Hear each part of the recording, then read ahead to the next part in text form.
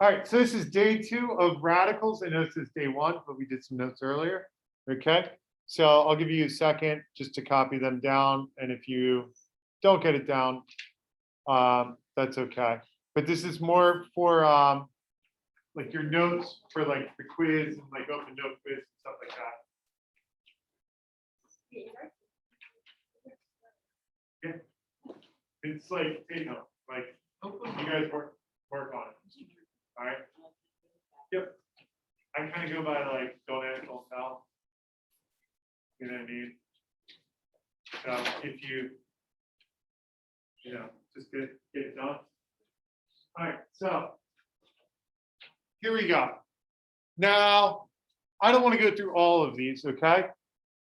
I just want to go through some of them. So first things first, let me go over the square root of 200, okay?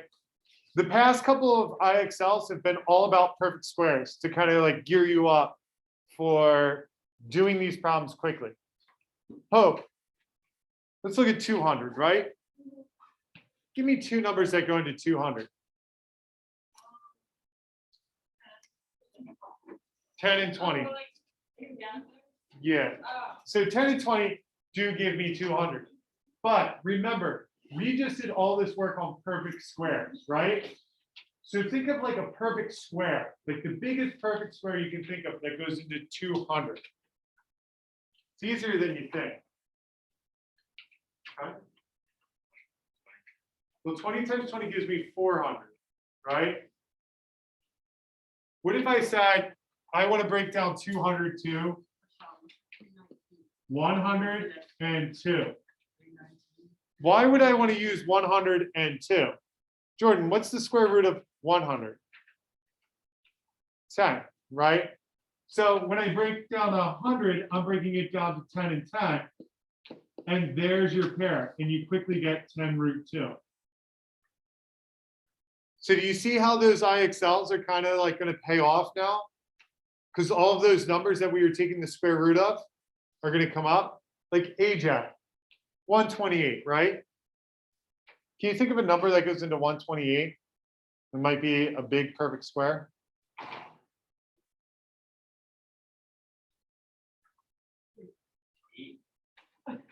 Eight does, okay. 8 would be 8 and 16. Sorry, it's a spider. It was aggressive. Wish we got that on like tape, not just the sound on YouTube. It's hanging from my shop's head. It was? Yeah.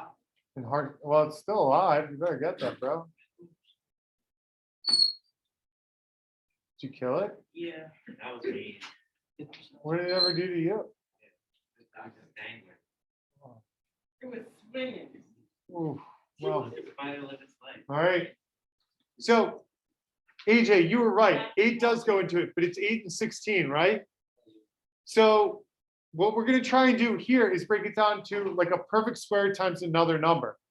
So, like 128, okay? 64. So 64 and 2. So I get it to 8 and 8. So AJ, when you said 8, you weren't wrong, right? So you would do 128 divided by 8, you'd get 16, and then you would break up 16 to like 8 and 2. The name of the game is not to break it down to like all the basic prime factors, but it's to break it down to get a pair quickly. Okay? And then my answer is 8 root 2. Do you see how I'm doing that? Right? Does everybody see that? Like 16. We're all thinking like 24 and 2, right? Right? Kind of think of 24 and 2. But 24 is not a perfect square. So when I think of 48, I'm actually thinking 16 and 3 to get my pair of 4s. And then my answer is 4 root 3. So I cross out the numbers. Sorry, I probably should have done this. I cross out the numbers that have 2 legs coming off of it. See how there's 2 legs coming off of the 48? So I crossed off the 48. See how there's two legs coming off of the 16? I crossed off the 16. So I only do that to kind of help you guys. Okay, so that you know that I'm no longer talking about 16, I'm talking about 4 times 4. Does that make sense? Yeah. So, all right, I want you guys to try real quick to break down 50. Try and break down 50 on your own, and then we're going to talk about questions like 5 and 5. Here. Do you have the book? No, I need to go get. I go get my other bag. Where is it? It's in the auditorium. Like the securities that they had it or something. All right, play a game. Rock, paper, scissors, shoot. You win, you go. I was throw a rock. You're gonna throw something all over the paper. Right? Yeah. Rock, paper, scissors, shoot. Oh my gosh, I was so delayed. All right, get going. Go, go, go. All right, Hope. What did you get for number 1?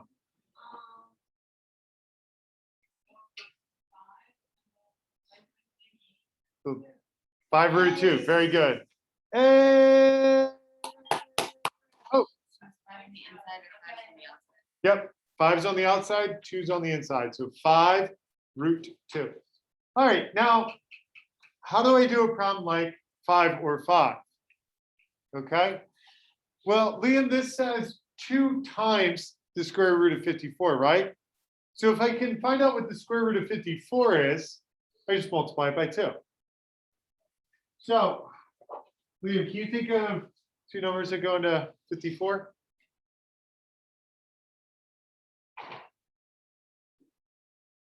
All right, Neve?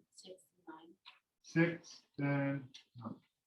And then you break down 9, 2, 3, and 3, right? Yeah.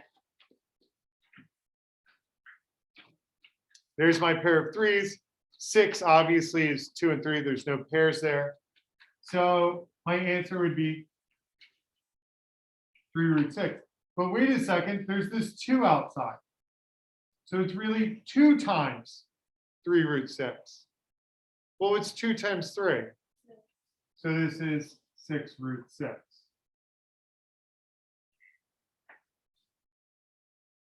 So whenever there's a number outside, okay, I'm just going to multiply my answer by whatever number that is. So this one, it was 2, so I just multiplied my answer by 2. Jack, are you okay with that? So over here, 48, well, we did that just a second ago, right? We did that to 16 and 3, and 16 was 4 and 4. There was my pair of 4s. So my answer was 4 root 3. But then that 2 was outside, so it's 2 times 4 root 3, which is 8 root 3. Nate, are you okay with that? All right.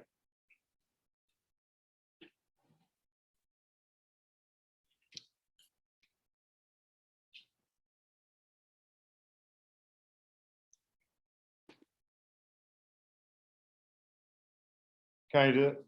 Can I go on to the next page? All right. We're going to skip cube roots because we're not really worried about cube roots, more about square roots. So we're going to go, keep going to this guy, day 3, multiply and divide radicals. All right.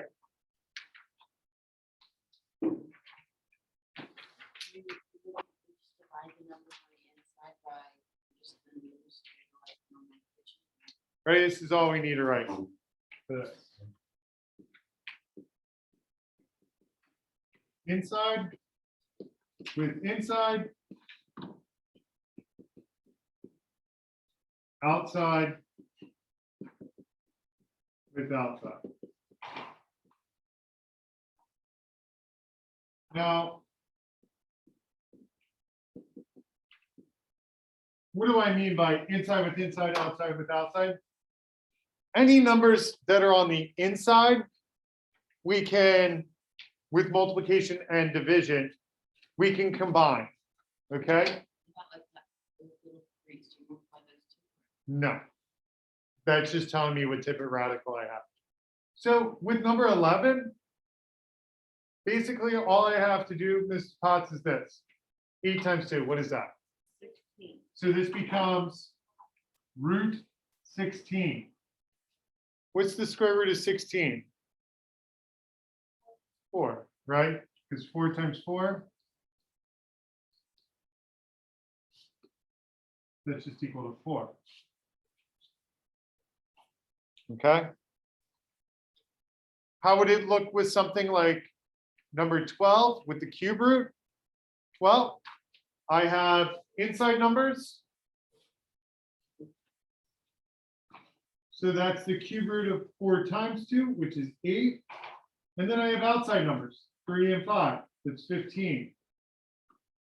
Now, can I break down 8? Remember, we're looking for like triplets here. So what number goes into 8? You could do 2 and 4, then separate the 4 into 2 twos, so 3 twos. Perfect. So I have my group of 2s right here. So this became 15 was on the outside. And then I'm going to bring the 2 to the outside. And notice there's nothing left on the inside. So it's just 15 times 2, which is 30. How do you know when you use the word three? See the little guy here? Oh, yeah. That tells me 3. No little guy here tells me 2. So don't worry for your test. I'm not like doing that. We're just going to focus on this because this is what, like in geometry, what you guys are taking next year, this is what you're going to be dealing with. All right. You don't really deal with the cube roots. So I go over it, but it's not going to be like an assessed part.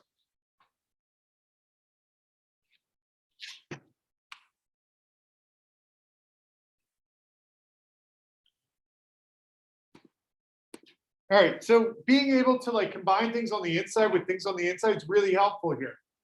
Okay, 75 divided by 3. Andrew, do you know what that is? Oh, You have 75 cents. What 3 points do you have in your pocket? What? 25.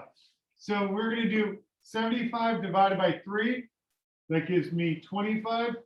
And Andrew, do you know what the square root of 25 is?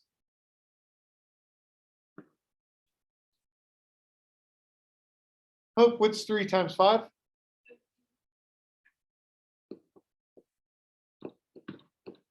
Can you break down 15? No, not into anything meaningful, right? It would be 3 times 5, and we're just kind of right back to where we started. So we just leave it like that.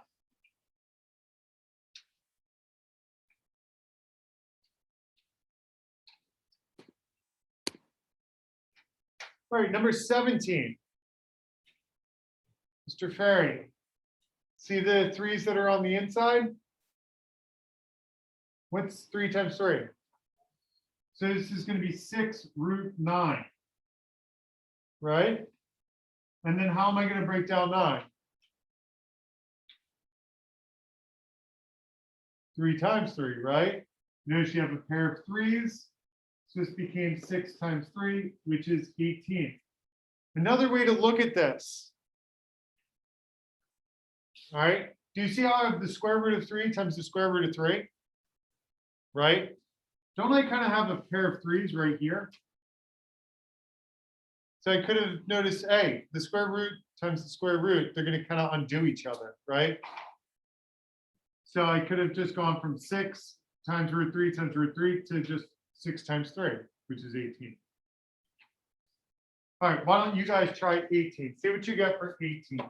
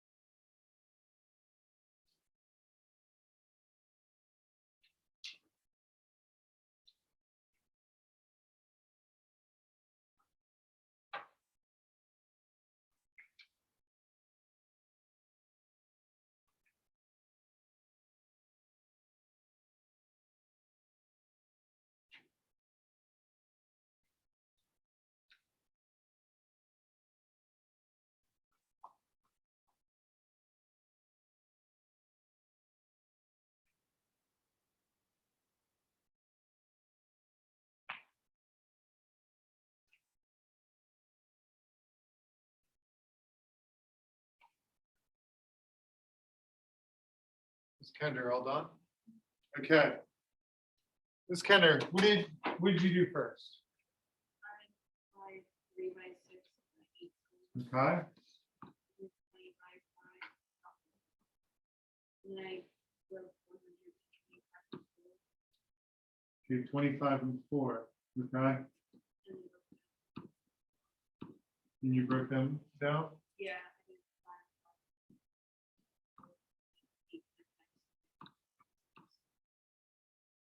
What about the 5? You didn't use it? Okay, still have one more step, right? You're not wrong, the 2 comes out, right? But the 5 comes out as well.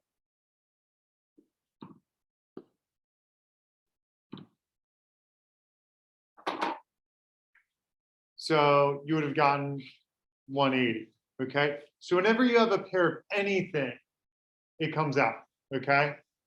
Despite how many pairs you have. I used 50 and 2. Okay, so 50 and 2. Did you break 50 down to 25 and 2? Yeah. And you broke down 25 into 5 and 5? Wait, do the pairs have to be next to each other? No, they could be like Yeah, here then and I here. got 2, 2.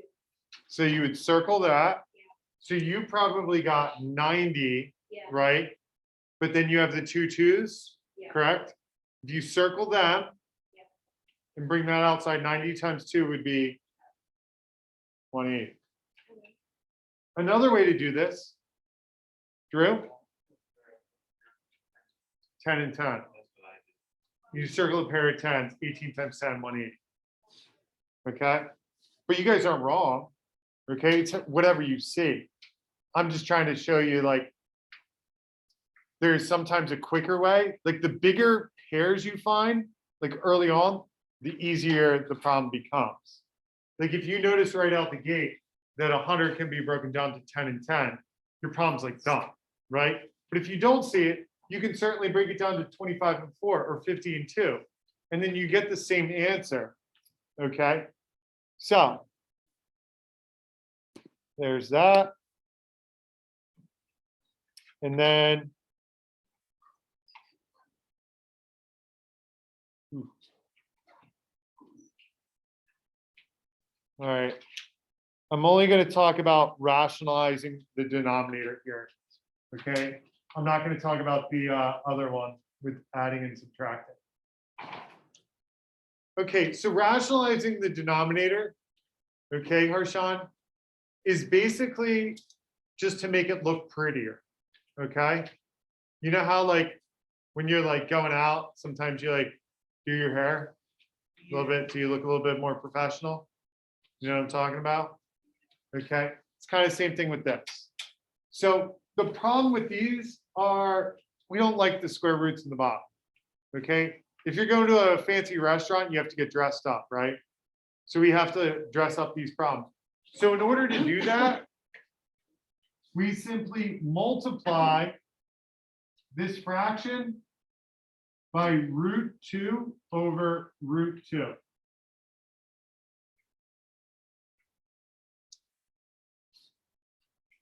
Now, 3 times √2 is just 3 √2. And √2 times √2, well, we could say it's √4, right? And then break down 4. Or we could notice we have a pair of 2s and it just becomes a 2. Do you see how it's just the number on the inside of the square root? Okay. Over here in number 2, I'm not going to multiply by 4 √3. I'm just going to multiply by √3. Because that's the part that I need to clean up. So this would be 5 √3 over 4 times 3, which is just 12. So rationalizing the denominator is just to make the fraction look pretty. It's dressing up the fraction. So in order to do that, we just multiply the numerator and denominator by the radical. So in the first problem, the radical was root 2. So I multiplied the top and bottom by root 2. And then I just kind of cleaned it up by doing root 2 times root 2 is just 2. So it's 3 root 2 over 2. In number 2, the radical part was root 3. So I multiplied the top and bottom by root 3 over root 3. And that gave me 5 root 3 over 4 times 3. Well, that's 12. So 5 root 3 over 12. Are you guys okay with that? All right.